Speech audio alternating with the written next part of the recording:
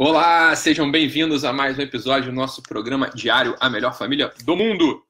Então hoje, sexta-feira, entramos aqui ao vivo para falar sobre um tema muito interessante, que é todo o tema do sonambulismo, do pesadelo e do terror noturno.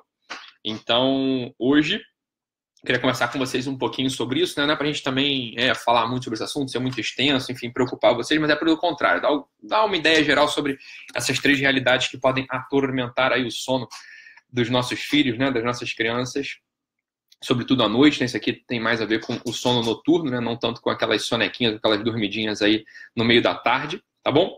Então, é sobre isso que a gente vai falar hoje. Eu queria que, se vocês estiverem me ouvindo, me vendo bem, me ouvindo bem, me avisem aí pelo chat, para saber se está tudo bem com a transmissão. Então, Camila Rosser entrou, Gilmara Roriz também, Adelaide Dobler, Desirê, Camila está falando que está tudo ok, Fábio Anastácio também. Que bom, pessoal. Rosemary Goya falando que está tudo bem também, Jéssica Rayara falando que está tudo bem com a transmissão. Boa tarde, Douglas Anardi, tudo bem?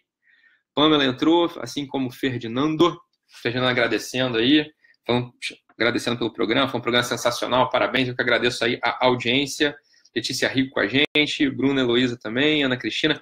Então, pessoal, se vocês tiverem, né, as dúvidas que vocês tiverem sobre esse assunto ou sobre qualquer outro assunto, não deixem de me escrever, tá bom? Para a gente poder ir comentando aí ao longo da nossa transmissão. Ou, se vocês quiserem, também me liguem pelo número 21 99388 9218 do Rio de Janeiro, 21 99388 9318.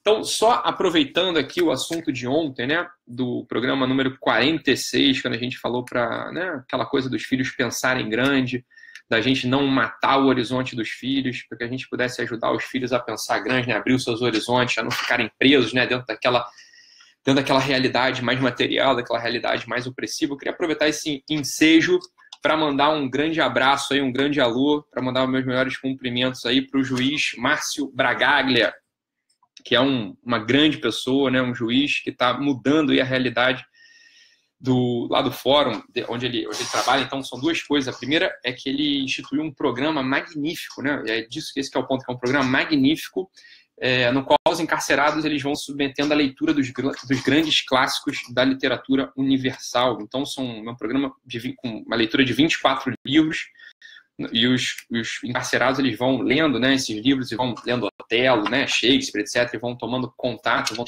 tomando conhecimento com a literatura universal. E por que isso é tão importante? Veja, olha só, independente do que a gente pensa, independente da experiência que a gente tenha, qualquer uma que seja, o fato é que a gente sempre tem que apostar na recuperação e no melhor dos outros, né? A gente tem sempre que apostar que as pessoas elas podem superar, elas podem melhorar, que elas podem ampliar seus horizontes, que elas podem se arrepender. Na verdade, não é isso? Então, quando a gente promove o contato com a literatura universal, quando a gente promove o contato com os grandes clássicos da literatura, o que a gente está fazendo com as pessoas que se submetem a esse contato, a esse convívio, né, com os grandes amigos que são os livros? A gente está fazendo o seguinte, a gente está abrindo o horizonte dessa pessoa, né? Então, quando a gente, por exemplo, com um filho nosso, ou, enfim, num programa maravilhoso, magnífico, como esse que o juiz Márcio Bragaglia instituiu, o que a gente está comunicando? A gente está comunicando o seguinte: olha, a gente vai, através da leitura dos clássicos, através do convívio com esses grandes homens, através do convívio com essas grandes personalidades, a gente está saindo, a gente está ascendendo, a gente está se livrando, de algum modo, da opressão material das experiências sensíveis mais imediatas, e a gente está fazendo o quê? A gente está entrando em contato com uma estrutura permanente, a gente está entrando em contato com os traços permanentes que faz com que a gente, né, quando a gente entra em contato com esse tipo de coisa, com a literatura universal, a gente começa a ter mais capacidade de identificar nas situações humanas traços constitutivos, traços que sempre acontecem, traços que sempre ocorrem, né? Personalidades que estão sempre presentes. E o que acontece? A gente começa a poder se relacionar, inclusive, melhor com as outras pessoas. Por quê? Porque a gente teve a experiência do convívio com os grandes personalidades da literatura, tá? Então, isso é o que a literatura promove. Quando a gente aposta que alguém pode melhorar moralmente, pode melhorar espiritualmente, pode melhorar humanamente, através do convívio com os grandes classes, a gente está fazendo uma aposta precisa, uma aposta corretíssima. Então, é magnífico, é maravilhoso a gente colocar no currículo dos nossos filhos a leitura dos grandes clássicos da literatura, né? Por quê? Porque a gente vai acostumando, entre outras coisas, a gente vai acostumando as crianças a identificar traços sempre permanentes, a identificar os traços constantes, né?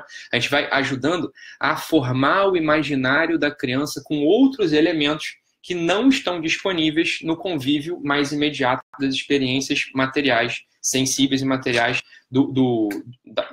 desse mundo, tá? Desse mundo do mundo dela, né? Do mundo pequeno dela. Então, veja, se uma criança, por exemplo, ou se um adulto tem contato com uma obra, por exemplo, do Shakespeare, né? Ele vai ter contato lá com Hamlet, por exemplo, ele vai ter contato com uma coisa magnífica. Então, por exemplo, com uma descrição por exemplo, uma descrição da inveja, ou com uma descrição da vingança, que não está disponível habitualmente no círculo das nossas experiências sensíveis. Então, ninguém vai descrever a vingança, ninguém que a gente conviva, né, vai descrever a vingança, né, ou vai encarnar a vingança tão, né, de modo tão preciso, de tão agudo, de tão cristalizado, né, de modo tão universal quanto Shakespeare faz, quando, por exemplo, ele descreve aquela vontade que o Hamlet tem de matar o seu tio, por exemplo, né, que, enfim, matou o seu pai e tal. Então, quando o tio dele entra nos aposentos que o Hamlet estava escondido e o Hamlet vai matá-lo, vai assassiná-lo, o tio entra e se ajoelha e se põe a rezar. Então o Hamlet pensa, bem, eu não posso matá-lo agora, porque se eu mato agora, ele não vai para o inferno, ele vai para o céu. Olha só, isso aqui é uma grande coisa, né? Quer dizer, isso aqui é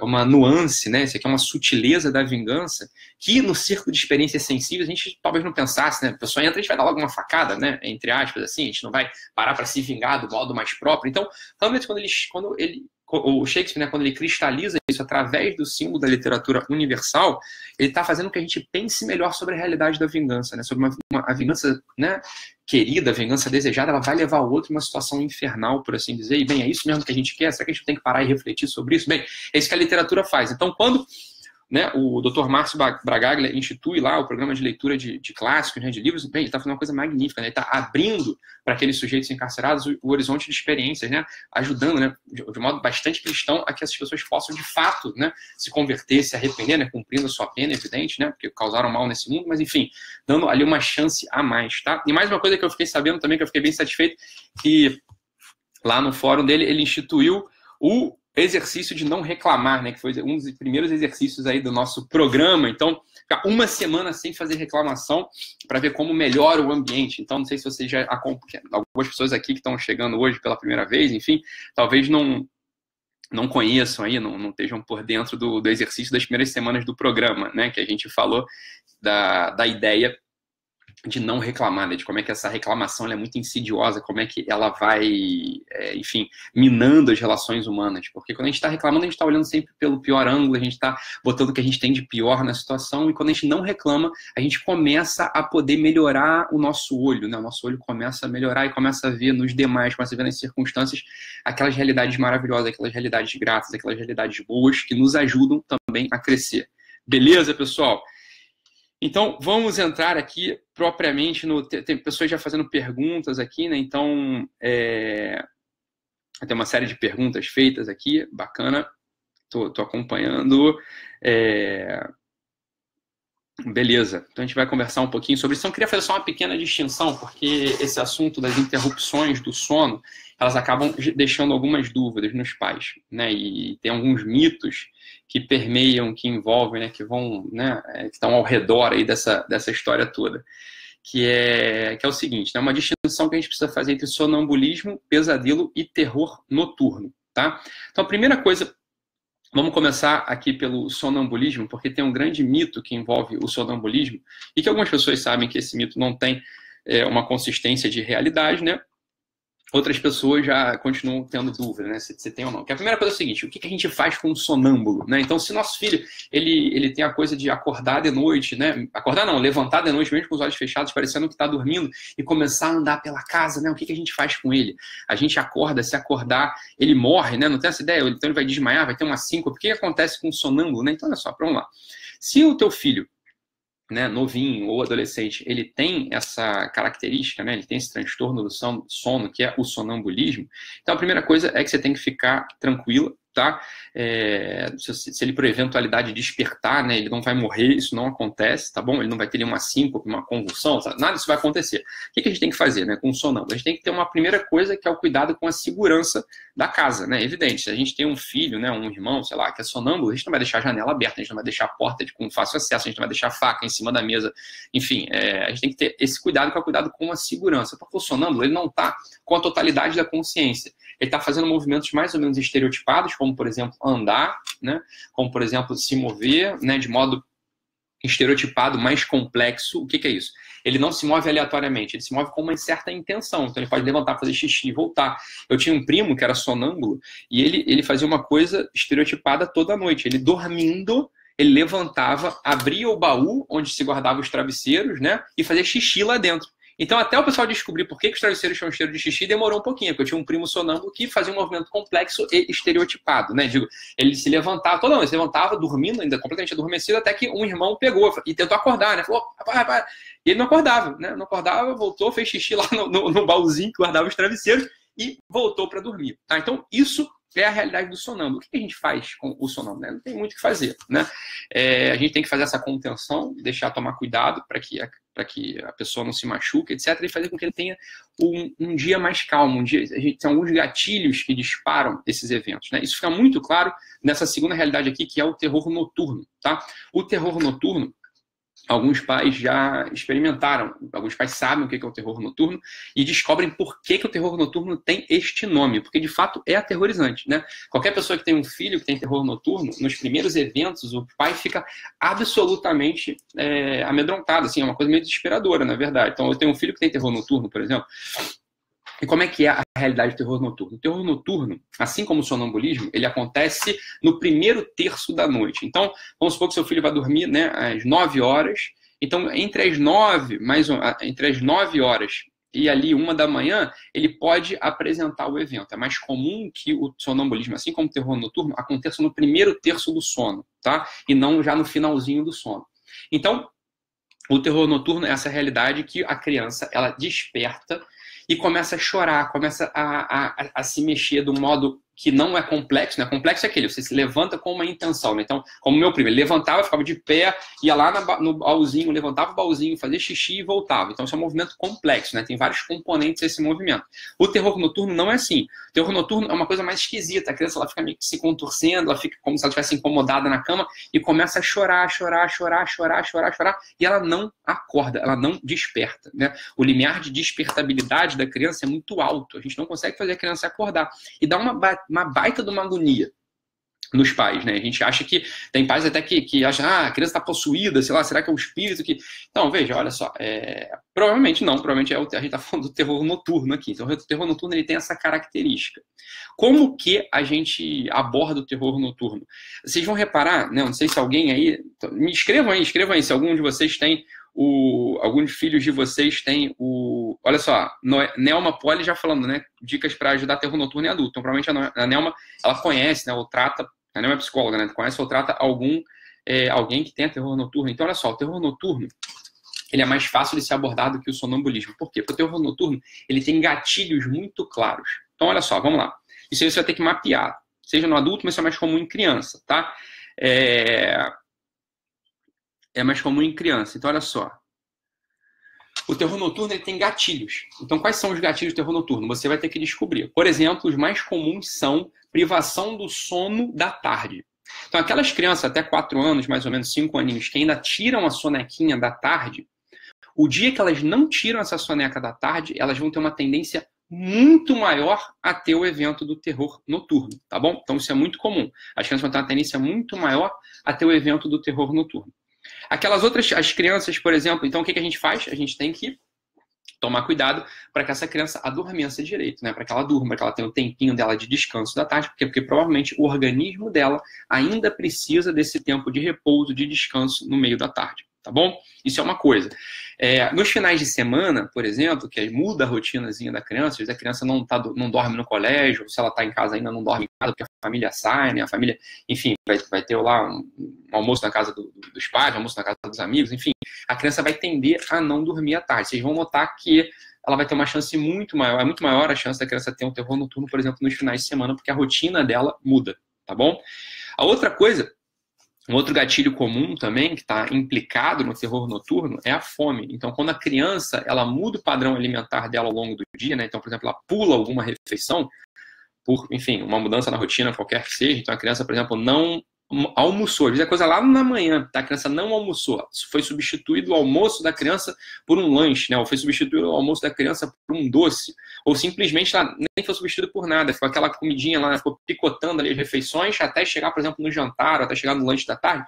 Vocês vão ver que a criança tem uma enorme, né, possibilidade de desenvolver terror noturno, né? Aumenta muito, ok?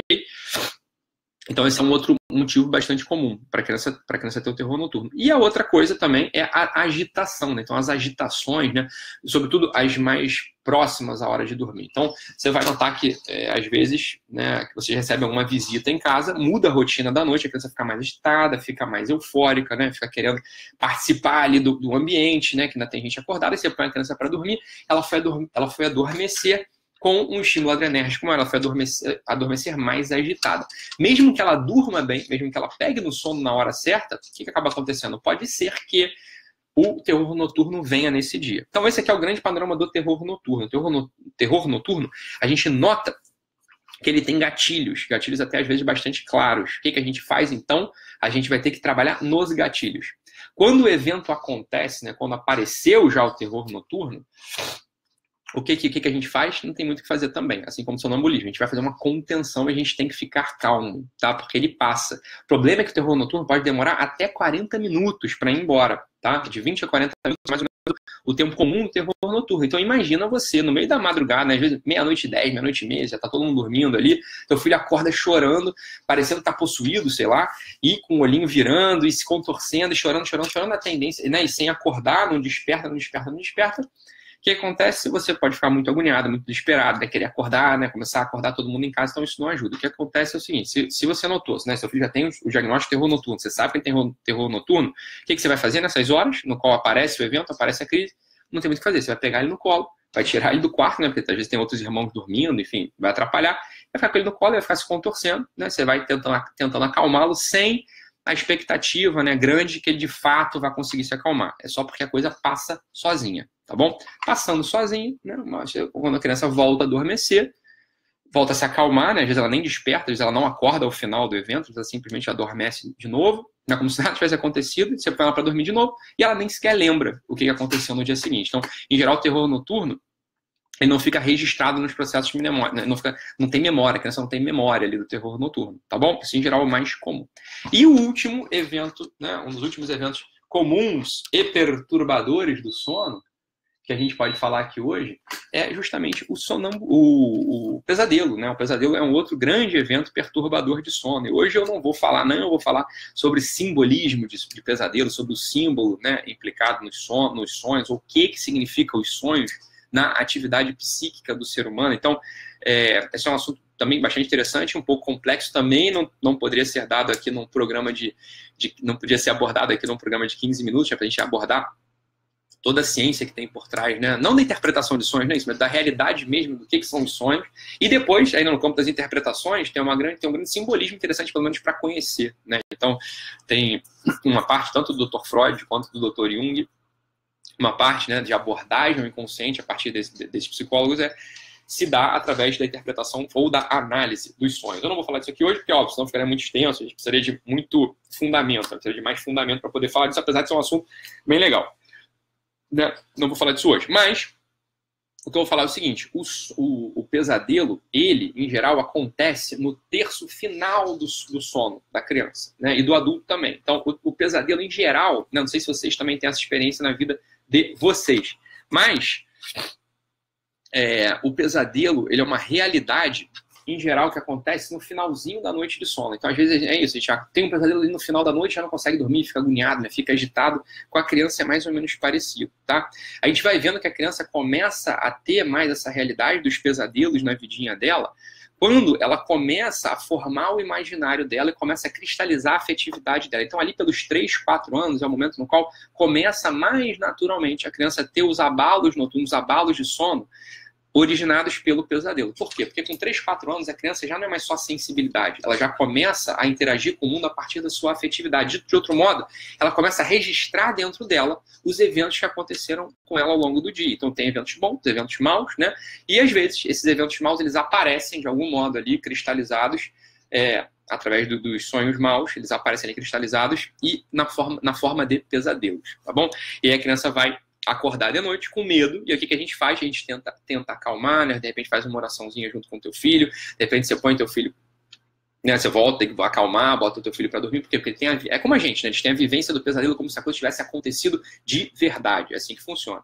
Se o teu filho, né, eu já falei isso aqui em algum programa, se ele começa a ficar com medo de dormir por causa do pesadelo, aí é a hora da gente colocar ali um instrumento de auxílio para ele. Por exemplo, se é um menino ou se é uma menina, sei lá, você pode botar uma espadinha do lado dele e falar, então essa espada aqui vai te proteger, ou então um escudo, enfim, uma boneca que a criança gosta, não tem problema, lança a mão desses instrumentos de auxílio. Tá bom, pessoal? Para quê? Para acalmar a criança, acalmar a afetividade e fazer com que ela entre no sono mais tranquila. Beleza?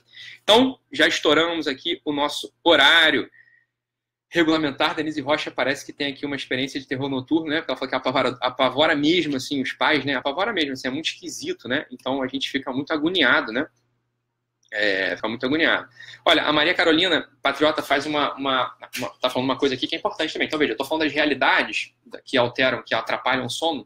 Por exemplo, sonambulismo, pesadelo e terror noturno, não são realidades clínicas, por assim dizer. Então, ela está falando aqui, por exemplo, de uma criança que tem problema de adenoide, né? E aí vai ter interrupção da respiração e vai tender a despertar. A gente não está falando disso, né? Realidades clínicas têm que ser abordadas de outro modo, tá bom, pessoal?